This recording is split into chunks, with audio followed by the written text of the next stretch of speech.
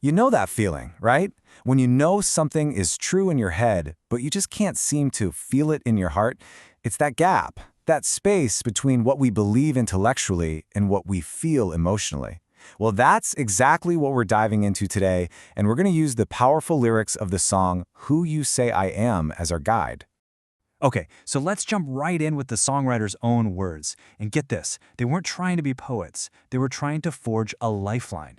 Their whole goal was to give people one single, stable sentence they could stand on when their own thoughts felt like total chaos. And that right there, that sets up the core problem we're tackling. And here it is, plain and simple. It's a battle, a battle between two voices inside our heads. There's that constant whisper of accusation, and then there's the steady voice of the Father. This song, it's basically designed to be a tool to help you choose which one of those voices gets the microphone. So let's start at the beginning, with the song's very first line. It goes right for the throat of a really deep human fear, the fear of rejection, of not really belonging.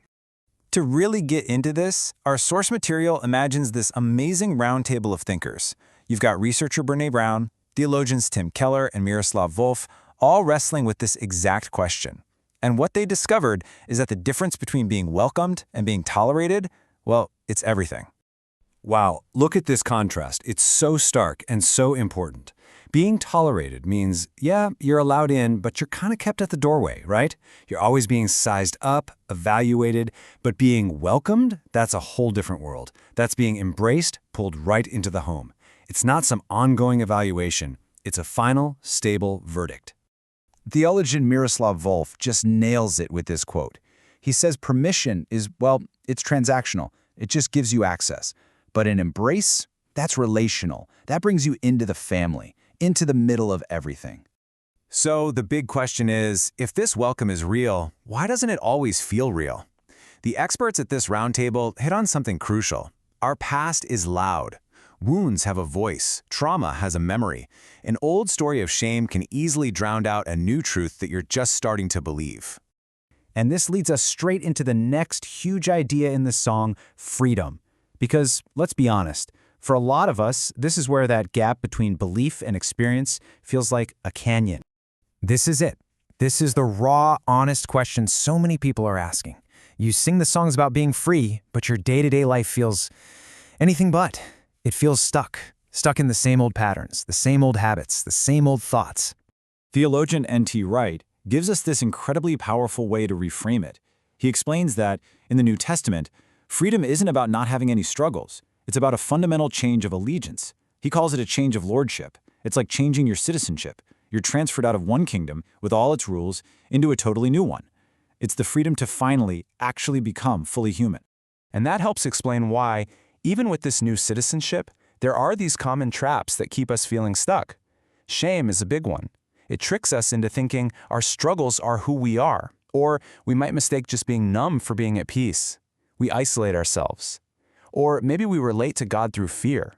Or we get addicted to comfort, avoiding the pain that actually leads to growth. So how do you tell the difference? How do you know if it's real freedom or just avoidance? Well, here's a great little diagnostic tool from the experts. Avoidance always makes your world shrink. You have fewer options, more rules, more fear. But real freedom, it makes your world expand. You have more capacity for relationships, for courage, for life itself. All right, now we get to what might be the most powerful and definitely the most misunderstood idea in the whole song, grace. And as you're about to see, it is not nearly as safe and tidy as we like to think. The song uses that specific word, ransomed. And here's a way to think about it.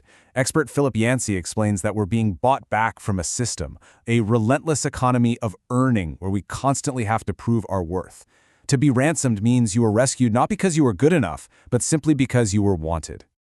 And here's where things get really disruptive. The philosopher Cornel West just lays it on the line. Grace is dangerous. It's not some private, cozy little idea. It's a force that threatens to turn our entire world upside down. So why is it so dangerous? Well, because it attacks our most basic human instincts. It messes with our need for control. It completely offends our pride. It just dissolves all those neat little boxes of worthy and unworthy that we use to make sense of everything. Basically, grace feels unfair because it refuses to play by our rules. All of this builds to the song's climax. this ultimate claim about our identity that stands up against all those other voices shouting in our heads. Our imaginary roundtable came up with 4 major voices that are always competing for our attention. There's the voice of injury that says you are what was done to you, the voice of despair that says your pain means nothing, the voice of accusation that just replays your greatest hits of failure, and of course the voice of culture screaming that your value is all about what you can produce. And this brings us to such a critical point.